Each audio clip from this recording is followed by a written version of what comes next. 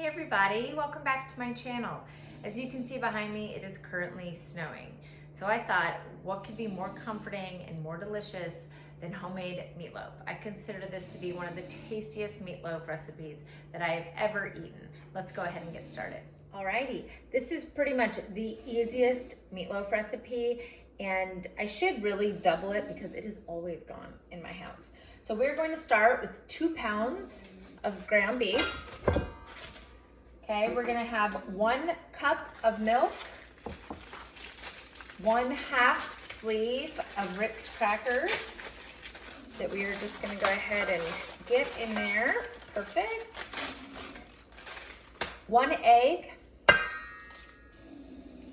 Perfect. This is for our glaze, our apricot preserves. We're gonna do a little bit of pepper, about 1/2 teaspoon of onion powder, and about 1/2 teaspoon of garlic powder. We are going to do 1 cup of milk, whatever you have on hand. We use 2%, so that's what I'm using. And then we are going to do 1/2 cup of ketchup. Let's go ahead and get all of that in there. This really could not be easier. Okay. Get a little bit of salt. Perfect. Okay, then we're just gonna go ahead and mix all of this up. I'll go ahead and once we get all this mixed up, I'll show you what we're left with. All right, so this is going to bake for 1.5 hours. We have our oven preheating at 350 degrees, and we're gonna go ahead and spray our pan. And this is what our meatloaf mixture looks like. So we're gonna pour it in here. We are going to bake it for 45 minutes.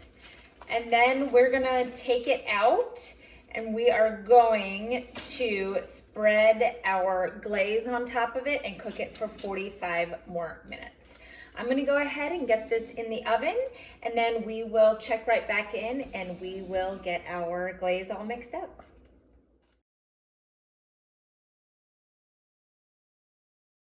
Okay, so while our meatloaf is cooking, we're gonna go ahead and make our glaze, which again, could not be easier. We're going to do 1/4 cup of brown sugar. We're going to do 3/4 cup ketchup. Let's get all of that in there. Great. We're going to do 1/4 cup of these apricot preserves.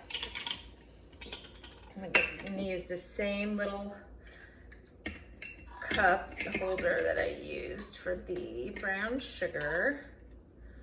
Perfect. Get that in there. Oops. Great. And then we're going to go ahead and do 1 tablespoon of Worcestershire sauce. Now, sometimes I do double this recipe because my husband likes to dip the meatloaf in the sauce, as well as this being on top. So sometimes I do make extras. This morning when my kids went to school, they said, "What are you making for dinner?" And I said, "I'm making meatloaf." And they all go, "Yes!" So it's definitely a favorite. So we're going to cook our meatloaf for 45 minutes, like I said earlier. Halfway through, I'll show you how we're gonna go ahead and add this, which again is really simple. We just pour it on top and then bake it another 45 minutes. All right, we'll check back in then. Alrighty, it has been 45 minutes that our meatloaf has been cooking. That is what it looks like. We are going to take 1/2 of this. I did make extra, just as I said earlier, because my husband likes to dip it in there. But normally you would put it all on top. We are going to slather that on. It looks beautiful. Great. And we're going to cook that for another 45 minutes and it will be all done. All right, our meatloaf is all done. We are going to go ahead and look how beautiful that is. We're gonna let it sit for about 5 to 10 minutes. Okay, to go ahead and plate this Sometimes it slips out really nicely. Sometimes I have to cut it into two. No big deal because we are going to slice it on our plate anyways. So let's go ahead and just slice it into two portions.